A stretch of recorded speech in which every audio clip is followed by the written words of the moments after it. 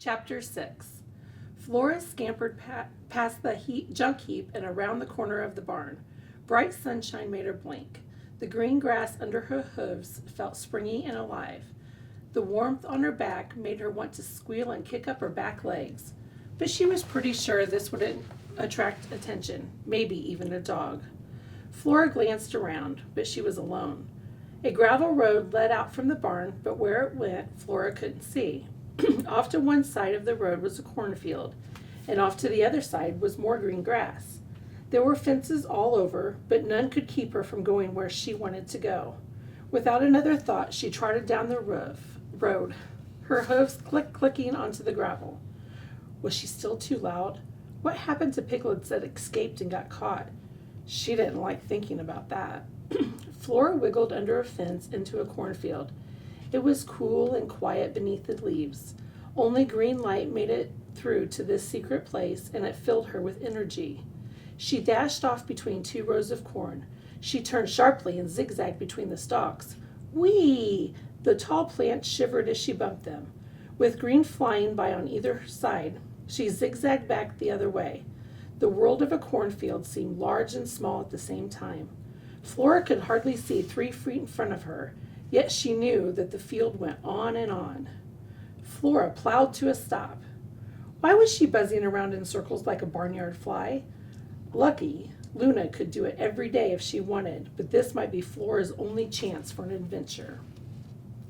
As she stood still, she heard the dogs barking, louder and closer than ever before. She tipped her head to listen. The sound was in front of her. She quieted her heart and headed straight for it. The sound stopped. She put her snout up to sniff. An explorer had to use all her senses to find a way in unfamiliar territory. But the only scent that filled Flora's nose was a green and corny smell. She kept going. The cornfield ended at a road. This one was bigger than the road near the barn. Flora took one cautious step into the sunshine. "Hike!" someone shouted. Flora tucked herself back into the cornstalks. "Pull, Oscar, pull," the voice said. "Show these young pups how to make it fly." Pulling, this she had to see. Flora poked her head out. A team of animals, 5 in all, were coming up the road. They were hooked together on either side of a rope. In a stream of black, white, yellow, and brown fur, the animals flowed forward, pulling steadily against the harness at their shoulders. So these must be dogs. "Come on, Oscar, pull," the voice said. Flora gazed at the long snouts and flowing tails. She watched as the many-colored faces drew near. Pink tongues flapped and rolled over sharp white teeth. Ears were tipped back. But it was the eyes that stopped Flora's heart. Bright, determined, proud. Flora wondered if her eyes would ever look like that. At the end of the line was a man riding on a cart with 4 wheels that clattered and bounced over the gravel road. Dark hair covered his face, and he looked fierce. "Hike!" The man cracked a whip, and the dogs pressed on with new energy. There was one dog in the lead, and his ears picked up slightly as his eyes rested on Flora. He seemed to be taking in that she was out of place, but he didn't break his stride. The other dogs in the line now glanced at her. Flora's knees trembled. She knew that she should run away, but she was mesmerized. There was something in the teamwork, in the purpose and effort that they shared, that made it hard for her to breathe. Would her brothers ever consider trying this, being a team? The man caught sight of her. "Whoa!" he shouted, and pulled back on a lever that made the wheels stop moving. The dogs halted. "Dagnabbit, every time we start the strength training, something happens. Why are you out of your pen, little piggy? Somebody needs to learn a lesson." Although the dogs had pulled in silence, now they stamped and whinnied and barked. They clearly didn't like being stopped. Only the lead dog was calm. His eyes were still on Flora, and she could now see that they were soft blue with a black pupil in the middle. This must be Oscar. She watched as his tongue pulsed in and out with each breath. She stuck her tongue out and tried it, but it felt strange. What was it supposed to do for her? The man stopped off the cart and slowly approached Flora. "This will be the only time I find you out of your pen, guaranteed." He stretched out his hands. "Come here, piggy." Uh-oh, this looked like trouble. Flora thought fast and skittered sideways out of the reach just as the man lunged down to grab her. "Confound it," he yelled. "Don't make me set these dogs on you." She dashed around to the other side of the team and caught sight of their sharp teeth. Loose dogs would be more trouble than she could handle. Plan or no plan. Then why was she still standing near them? Something made her want to stay close. These dogs were determined, excited, but not angry or mean. They were eager to get back to their job. What Flora really wanted to do was ask them some questions. She hustled over, then stopped. Two dogs barked and yanked sideways against their harness. The cart shifted, and the man walked back to steady it. The barkers kept up their noise. Only Oscar stood stock still, moving just his head to watch Flora. She took a few steps back. No one seemed to be in a talking mood. The man came around the cart. "Stop running in circles, you little barnyard bonehead." He stepped toward her, hands out. Flora skipped out of reach again, this time farther up the road. "Fine," the man backed onto the cart. "I'll catch you later." He grabbed up the dog lines and the cart started to roll. "Hike!" he shouted. Oscar and the others jumped against their harnesses. They pushed forward and the cart gained speed. Wow! Flora's heart raced. The whole operation barreled in her direction. Flora began to run alongside. She stuck her tongue out sideways and lunged with each step as if she were pushing against her own harness. "Hike, piggy!" shouted the man. Flora glanced over her shoulder. The man's angry frown was replaced by a grin. "So, you're a runner. Come on, you little breakout artist. Keep up. It's training time." The encouraging words went right to her head. What a feeling it would be to run with a team. She imagined herself at the head of a long pack of dogs. Flora surged again. She concentrated on putting not just her speed but power into each stride. Flora threw her head down and skittered as fast as she could. But the dogs were much faster. She was soon running next to the cart. "Hike!" the man shouted down to her. Flora didn't want to give up, but she was winded now. Her legs weren't as strong as her determination. She fell behind and had to breathe their dust. Up ahead, the cart stopped, and the man set the lever against the wheels. The dogs began barking again. Flora threw herself down on a patch of grass at the side of the road, heaving and gasping. "You've got spirit, don't you?" the man asked, walking over to her. This time she had no energy to run away. Soon she felt strong fingers rub the top of her head and behind her ears. Flora had never felt anything so delicious. The man bit his face close, and she tried to reach up and lick it. "Troublemaker," the man said. "Cute, but a big troublemaker." Flora didn't even struggle when he carried her to the cart. "Hike!" the man shouted again. A moment later, Flora was moving faster than she ever had. The wind rushing past her ears felt wonderful. Unfortunately, the team was headed back toward her pen. "Stop! Turn around!" she wanted to shout. She tried to wriggle free. "Don't end my adventure this soon." Chapter 7. It was no use. Flora was plopped back in her pen, where everyone was huddled together in a corner. Her brothers jumped up and ran over to her, all asking at the same time where she had been. Flora sprawled in the dirt. "Children, calm down." Mother stepped into the crowd and nosed Flora in the leg, sniffing her gently. "Flora's been in a cornfield," she announced. She sniffed again. "And she had a run-in with dogs." "Flora, honey, are you all right? Did they hurt you? What made you run out into that wild world?"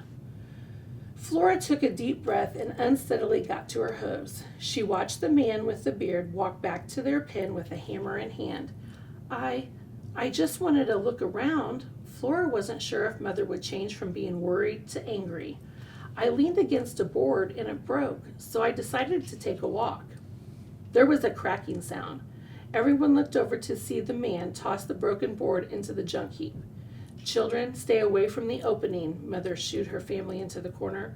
"Remember, there's nothing but danger and trouble out there." The man dragged a new board over and began nailing it in place. "Did the dogs attack you in the cornfield?" Alfred asked. "They're not attacking dogs," said Flora, "and they don't go into the cornfield. They're pulling dogs." She looked around at the staring eyes. This must be how Luna felt when Flora was looking at her. For the first time in her life, she was the one who had a story to tell. It happened like this.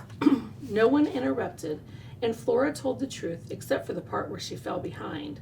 In her story, Flora ran flank to flank with the pulling dogs, her hooves pounding the road as she matched her running companions step for galloping step. "That sounds even better than digging up a nail," Alfred said. "You're the bravest pig ever." "A pig needs to be careful, not brave, Alfred," said Mother. "There won't be any more digging up nails, and let's just see how well the farmer fixed the fence." She walked over to the new board and pushed against it with her whole body. Then she turned and faced her children. "It's sufficient, so there won't be any more narrow escapes from packs of running dogs either. I'm sure Flora understands how close she came to disaster. She won't be so foolish and reckless next time." Next time, thought Flora. I can't wait. Flora was excited to tell Luna about her adventure, and her chance came at nap time the following day. "I got out and went for a run in the wild outside," she said when Luna jumped up on her post. "That's what I heard." Luna wrapped her tail around her feet. "And just how wild was it out there?" "Getting out was amazing," she said. "Actually, I spent most of my time in the cornfield, which is an excellent place for hiding, but the best part was running with the dogs." The tip of Luna's tail twitched. Were they barking and slobbering and sticking their tongues out all over their faces? Flora sat down. She remembered now that Luna didn't have nice things to say about dogs. She was right about the tongues and the barking, but Flora also remembered the way their strong legs never gave up and their blue eyes of the lead dog. She wanted to run with them again. "Why don't you like dogs?" she asked. Luna yawned. Dogs think cats are useless, which is a lie. They also think cats are lazy, which is true. Cats can't wait to sleep, and dogs can't wait to do stuff. They try too hard.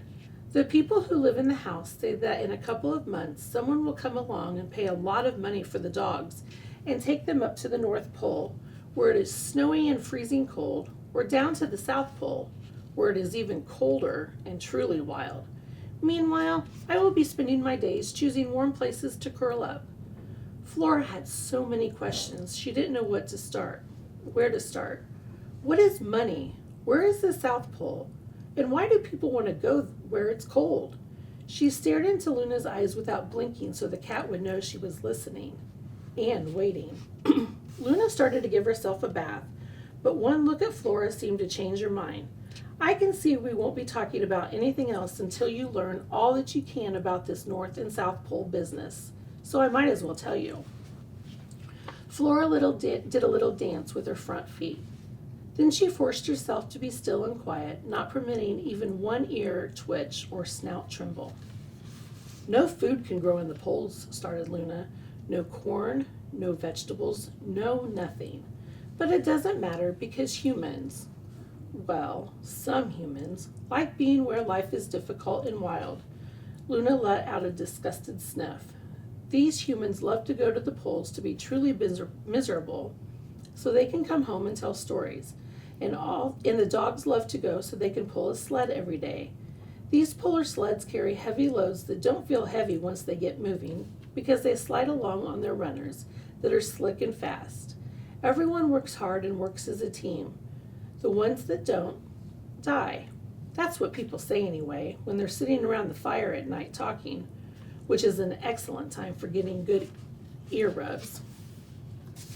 Flora made herself stay silent as Luna talked and talked until the pig family woke up and started nosing around and asking Flora to teach them a new game. "A polling game," said Alfred. "See you next time." Luna slipped off her post to the other side of the fence. Flora stuck her eye up to a crack between the boards so she could see her friend. "When you come back, will you tell me more stories about the poles? And do you think I'll ever have another adventure? You just keep up your spirit. Trouble comes to us all. Adventure comes to those who choose it, but turns into trouble quick if you don't know how to land on your feet." That night, Flora dreamed about the freezing cold poles. In her dream, she lived in a house of snow. She shared stories with her team, and she pulled a sled. In the middle of the night, she woke up and walked to the top of the manure pile to see what had wakened her. A great yellow circle above the cornfield had slipped out from behind some clouds. The moon. It was the first moon Flora had ever seen. Her heart filled with the beauty of it, and she made a promise to herself.